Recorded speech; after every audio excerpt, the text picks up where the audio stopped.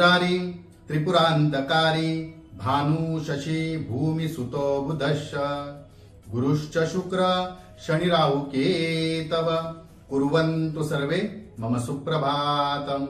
श्री गुरुदेव दत्त, श्री स्वामी समर्थ। सुप्रभात मंडळी, अध्यात्म कलियुगातल्या चॅनलवरती मी वैदिक ज्योतिषी गणेश शास्त्री शुक्ल आपल्या सर्वांचे स्वागत करतो। मित्रांनो, गेल्या सप्त्यामध्ये म्हणजे आठवड्यामध्ये साप्ताहिक राशी भविष्य आपल्याला लिहिता आलं नाही किंवा सांगता आलं नाही, थोडं तांत्रिक बिघाड किंवा इतर काही गोष्टींमुळे ते मला करता आलं नाही, त्याबद्दल क्षमस्व। खूप लोकांचे मेसेज किंवा फोन आले, गुरुजी साप्ताहिक भविष्य का नाही केलं, तर काही तांत्रिक बिघाडामुळे किंवा काही कारणामुळे ते मला करता आलं नाही। परंतु आता आपण सुरू करत आहोत, तर आपल्याला आवडत असेल तर जास्तीत जास्त लोकांपर्यंत मित्रांनो शेअर करा, लाईक करा आणि कमेंट सुद्धा करा की आपल्याला कसं वाटतंय, काय सुधारणा हवी आहे, काय हवंय। परंतु वैयक्तिक जे प्रश्न असतील, जसे की आपला विवाह योग, राशीचा विवाह योग आणि आपला विवाह योग, याच्यामध्ये खूप फरक असतो। कुंडलीमध्ये पाहूनच तो सांगावं लागतं, सगळ्या राशींचा तसा तो सूट होत नाही। तर कोणाचे काही वैयक्तिक प्रश्न असेल तर सशुल्क मी आपल्याला ते सांगू शकतो। जर जनरल प्रश्न असतील तर मी तुम्हाला मोफत सुद्धा सांगेन, परंतु जर मोठे काही प्रश्न असेल तर मी तुम्हाला ते सशुल्क सांगेन। व्हॉट्सअप नंबर खाली दिलेला आहे, आपण संपर्क करू शकता आणि संपर्क केल्यानंतर आपण व्हॉट्सअपवरती मेसेज पाठवा, मी आपल्याला त्याचे उत्तर नक्की देईन। एकदा फोन तर करावा लागेल। चला तर सुरू करूया। साप्ताहिक राशी भविष्य जे आहे 30 सप्टेंबर ते 7 ऑक्टोबर 2024। साप्ताहिक राशी भविष्य 30 सप्टेंबर ते 7 ऑक्टोबर 2024। मेष राशी, पारिवारिक किंवा कौटुंबामध्ये म्हणजे परिवारामध्ये किंवा कौटुंबामध्ये जे काही ज्येष्ठ व्यक्ती असतील, सध्या आजारी असतील किंवा त्यांच्या आरोग्याबद्दल आपल्याला काळजी असेल, अशा लोकांचा आजार जरासं वर खाली होण्याची शक्यता आहे किंवा त्यांचा आजार वाढण्याची शक्यता आहे आणि त्यांच्यासाठी आपल्याला सतत कामावरनं रजा किंवा सुट्टी काढावी लागेल किंवा कामावरती लक्ष देता येणार नाही।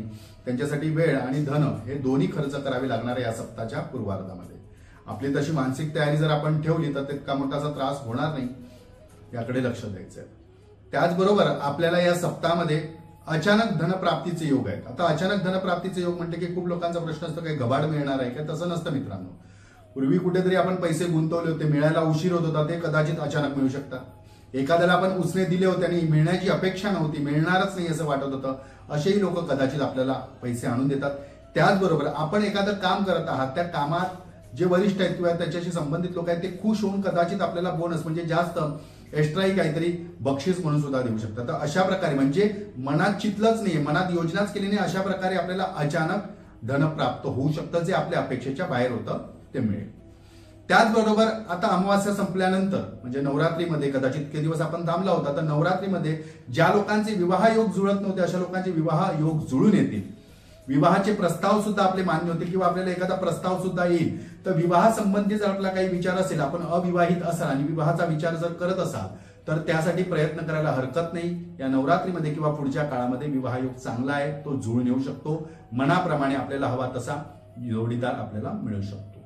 त्याचबरोबर या सप्ताहाच्या उत्तरार्धामध्ये किंवा मासाच्या उत्तरार्धामध्ये सुद्धा म्हणजे त्याचं प्लॅनिंग आतापासूनच असेल कदाचित, तर यात्रेचे योग जुळून येत आहेत। आता यात्रा म्हणजे फिरायला जाणे, नुसतं फिरायला मौज मजेच नाही, एखादी देवदर्शन यासाठी सुद्धा आपण नियोजन कराल।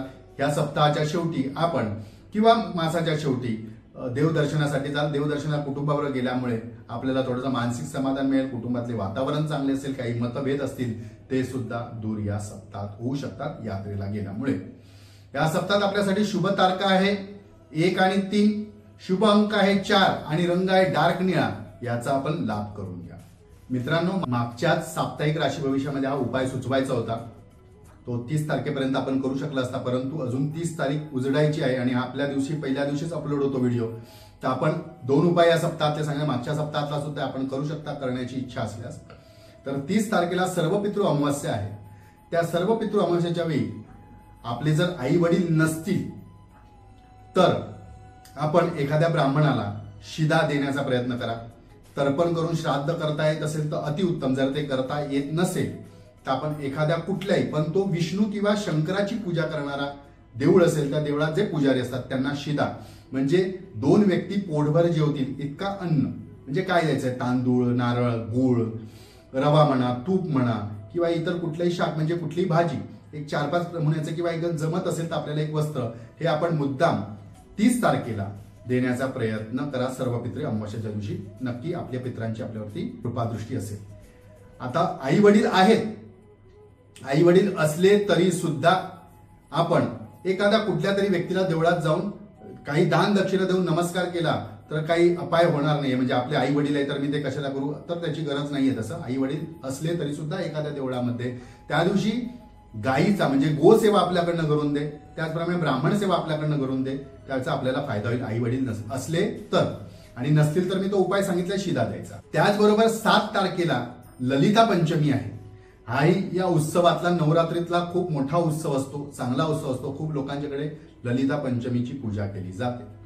जर आपल्याला जमत असेल तर कुठल्याही देवीच्या 5 देवळांमध्ये, आपल्या सराउंडिंग असलेल्या घराजवळच्या 5 देवळांमध्ये दर्शन घ्या ललिता पंचमीच्या देवळामध्ये. जर जमत असेल तर कुंकुमार्चन करा आणि 5-5 दिवे, म्हणजे टोटल 25 दिवे होतील तर तुपाचे 5-5 दिवे प्रत्येक देवळामध्ये लावा. जर आपल्याला देवीचं एखादं स्तोत्र येत असेल, मंत्र येत असेल तर म्हणा. सर्व मंगल मांगल्य तर सर्वांनाच येतो तो म्हणा. नाहीच येत असेल तर देवीचा, आपल्या कुलदेवीचा जप केला तरी चालेल. महालक्ष्मी अष्टक पुढच्या येणाऱ्या अष्टमीला, त्याचं मी पुढच्या ह्याच्यात सांगेन, पण महालक्ष्मी अष्टक सुद्धा आपल्याला येत असेल तर आपण नक्की म्हणा. यामुळे शारदीय नवरात्र उत्सवामध्ये देवीची स्पंदनं जास्त असतात. देवी महाकाली, महालक्ष्मी, महासरस्वती 3 रूपांनी व्यापित आहे. त्यामुळे तिन्ही गोष्टी म्हणजे अभ्यास करणाऱ्या लोकांना सरस्वतीची कृपा होईल. कष्ट करतायत परंतु पैशासाठी आर्थिक करत आहात परंतु पैसे मिळत नसेल तर त्याच्यावरती लक्ष्मीची कृपा होईल. आणि त्याचबरोबर एखादं कार्य करायचं ज्याच्यासाठी शक्ती हवी आहे, म्हणजे शारीरिक शक्ती जास्त हवी आहे, तर त्याच्यासाठी आपल्याला महाकालीची सुद्धा कृपादृष्टी होऊ शकते. त्यामुळे तिन्ही देवींचं स्वरूप चांगलं असतं, स्पंदनं चांगली असतात. त्यामुळे आपण तो करण्याचा प्रयत्न करा. मित्रांनो, असे चांगले चांगले उपाय मी आपल्यापर्यंत सुचवतो, व्हिडिओ करतो. हा मी खूप कष्टाने करतो. मित्रांनो, आपण पाहत आहात, चांगली गोष्ट आहे, पण पाहिल्यानंतर एक लाईक करा. आपल्या मोटिवेशनने आम्हालाही त्याचा फायदा होतो. आवडल्यानंतर शेअर करा. आपल्या राशीची इतर लोक जी असतात, जी कष्टात असतात, त्यांनाही काहीतरी पर्याय असतात, हवे असतात, तर अनायसे आपल्या मार्फत आपण व्हिडिओ शेअर केल्यामुळे किंवा इतर लोकांना सांगितल्यामुळे त्याच्यातून त्यांनाही फायदा होतो आणि त्याचं अनायसे रूपाने आपल्याला सुद्धा त्याचा लाभ होतो, फायदा होतो, पुण्य प्राप्त होतं. तर नक्की करा. चला तर पुढच्या आठवड्यात आपण नक्की भेटूया ह्याच ठिकाणी, ह्याच वेळी. तोपर्यंत सर्वांचे धन्यवाद. शारदीय नवरात्र उत्सवाचे आपल्याला हार्दिक शुभेच्छा.